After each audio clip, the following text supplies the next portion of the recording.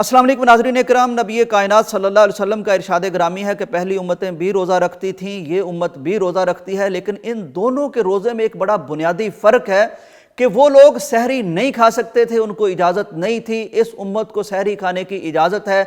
नाज़रीन, इसमें क्या फ़र्क है, ये खुसूसी तौर पर इस उम्मत को क्यों इजाज़त मिली, इस पर हम बात करते हैं। लेकिन पहले सहरी के हवाले से कुछ और नबी सल्लल्लाहु अलैहि वसल्लम के अहम तरीन इरशादात आपके गोश गुजार करना चाहता हूँ, जिनको सुनने के बाद आपको अंदाज़ा होगा कि ये सहरी किस कदर ज़रूरी है, इसमें किस कदर नबी कायनात की अपनी उम्मत के साथ मोहब्बत छुपी है और अल्लाह ताला ने यह खुसूसी फ़ज़ल इस उम्मत पर क्यों किया है।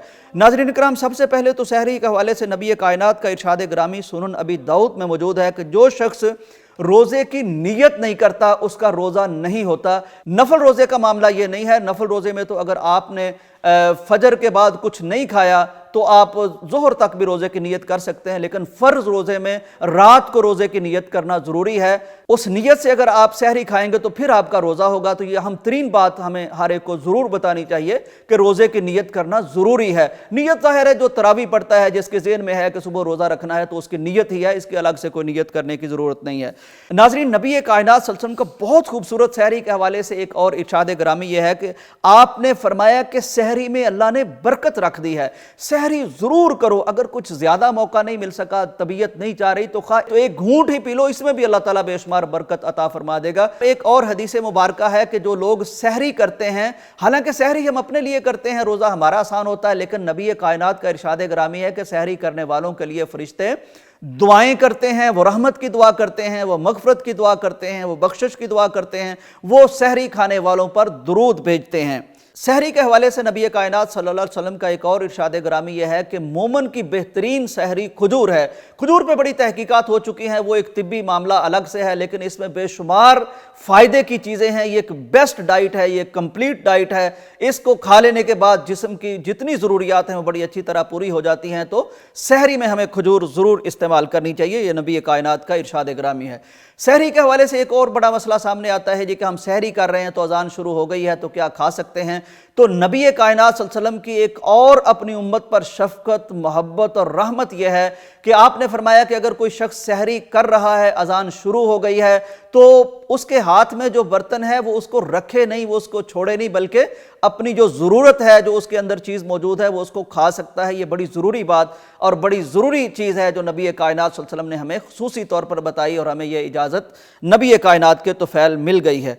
एक और मरहला जो जवान लोगों को पेश आ सकता है, ख़वातीन भी हो सकती हैं, मर्द भी हो सकते हैं, कि कई दफ़ा उन पर गुस्ल वाजिब होता है। अब वो सुबह उठते हैं तो सहरी का टाइम कम है, क्या वो गुस्ल करेंगे तो सहरी खाएंगे? नहीं। प्यारे पैगम्बर सल्लल्लाहु अलैहि वसल्लम ने इस मामले में भी हमारी रहनुमाई फरमाई है कि गुस्ले जनाबत किए बगैर नमाज अदा नहीं हो सकती, रोज़ा रखा जा सकता है। तो आप आसानी से सहरी कर सकते हैं, उसके बाद गुस्ल करके तो नमाज पढ़ी जा सकती है।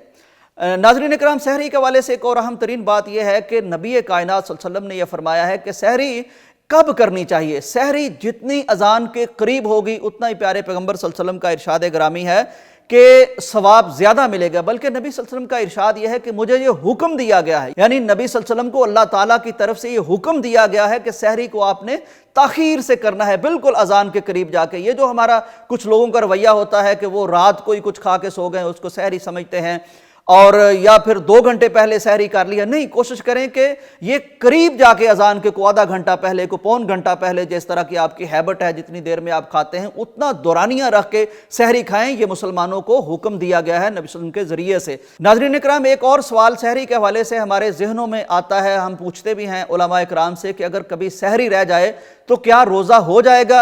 वाज़ेह रहे कि सहरी जो है इसकी तरगीब बड़ी नबी सल्लल्लाहु अलैहि वसल्लम ने दिलाई है, बड़ी ज़रूरी है, इसका फ़ायदा बड़ा ज़्यादा है, फरिश्ते ज़रूर पढ़ते हैं और बाकी सारा कुछ, लेकिन सहरी रोज़े के लिए ज़रूरी नहीं है। अगर आपकी सहरी रह गई है तो रोज़ा आपने फिर भी रखना है। ये नहीं कि रखने की इजाज़त है कि नहीं है, बल्कि रोज़ा रखना है। ये कोई एक्सक्यूज़ नहीं है जी कि अब नभाना मुश्किल हो जाएगा तो भूख लगेगी तो मैं रोज़ा नहीं। रोज़ा फ़र्ज़ है, हर सूरत फ़र्ज़ है। हाँ, अगर आप रख लेते हैं और आप बीमार हैं और रोज़ा निभा नहीं पाते, हालत ख़राब हो जाती है, बेहोशी तारी हो जाती है, सेहत ख़राब हो जाती है, तब रोज़ा तोड़ा जा सकता है, छोड़ा जा सकता है, इसकी इजाज़त है। इसकी इजाज़त कतन नहीं है कि आपने सहरी की नहीं है तो रोज़ा नहीं रखेंगे। तो ये मसला भी हमारा हल हो गया।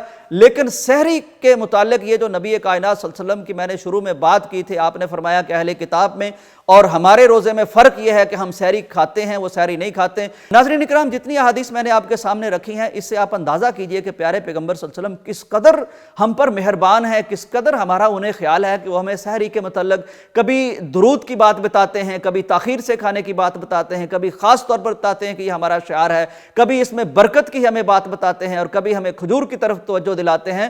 تو ناظرین اکرام، یہ اس لیے ہے کہ اس امت کے ساتھ نبی کائنات کی جو محبت ہے، جو آپ رحمت للعالمین ہیں، ان کا تقاضا رحمت للعالمین کا یہ ہے کہ نبی صلی اللہ علیہ وسلم ایک ایک امتی کے بارے میں فکر مند ہیں کہ یہ بیچارے بھوکے رہیں گے، جسمانی طور پر کمزور نہ ہو جائیں، ان کو کوئی مسئلہ نہ بن جائیں۔ لہٰذا تو پوری طرح سے نبی کائنات نے یہ اپنی احادیث کے ذریعے سے ہمیں ترغیب دلائی ہے کہ سحری ضرور کرو، اور بالکل آخر میں کرو۔ اور یہ جو ہمیں اجازت ملی ہے، تو یہ میں تو سمجھتا ہوں کہ نبی کائنات کی رحمت للعالمین کے طفیل ملی ہے۔ پچھلی امتوں پہ بڑی سختیاں تھیں، عبادات کے بڑے سخت معاملات تھے، توبہ کے بڑے سخت معاملات تھے۔ اس امت پہ بہت مہربانی ہے میرے اللہ کی، اس میں سے ایک مہربانی یہ ہے کہ اسے سحری کی بھی اجازت ملی ہے۔ دعا ہے کہ اللہ تعالی ہمیں سحر و افطار سے پوری طرح فائدہ اٹھانے کی توفیق عطا فرمائے، مسنون طریقے سے ہم سحری بھی کریں، افطاری بھی کریں۔ اللہ تعالی ہمارے روزے بھی قبول فرمائے، ہمارا قیام بھی قبول فرمائے، ہماری جمی عبادات قبول فرمائے، اور اللہ تبارک و تعالی اس رمضان کو ہمارے لیے جہنم سے آزادی کا ذریعہ، وسیلہ اور واسطہ بنا دے۔ اجازت دیجیے، اللہ حافظ۔